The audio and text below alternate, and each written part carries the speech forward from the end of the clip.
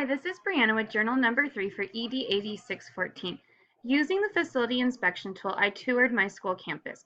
Overall, the general appearance of the entire school, hallways, classrooms, restrooms, staff lounge, front office, looked to be maintained. It wasn't until you started digging deeper and going back behind buildings where you started to see areas that weren't being maintained as well. A lot of drains were clogged with trash, leaves, and debris. There was broken glass left at a window that had previously been broken. The window was replaced, but the cleanup wasn't well enough and there was still broken glass underneath the window.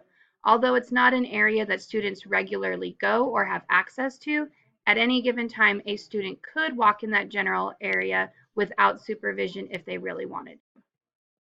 Some other things that I noticed were just that our school building is pretty old and things like paint have not been maintained. So we have a lot of areas where paint is chipping, and not only is the paint chipping, but you are seeing rust behind it on the metal beams, especially on our portable buildings. The only real safety issue that I came across was the broken glass behind the one classroom.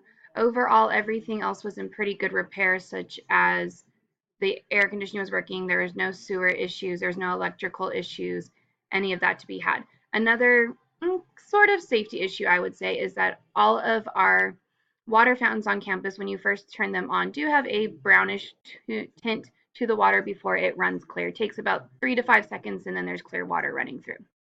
Using the facility inspection tool, I was able to really get a better look of looking at the school from a very critical eye. Normally when I walk by, yeah, I'll notice some trash on the ground or certain things, but this made me really take a critical look at where is the maintenance level at our building? Are there safety issues? What are things that would need to be addressed?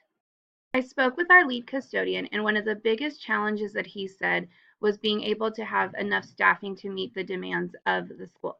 Custodial staff is allocated with one staff member from 6 a.m. to about 3 p.m. during the day, and then 3 additional come in for the evening, 2 of which are there only about 4 or 5 hours to help clean up a room on the end of the day. And then we have one night custodian who does a lot of the more detailed work, maintenance, and repairs.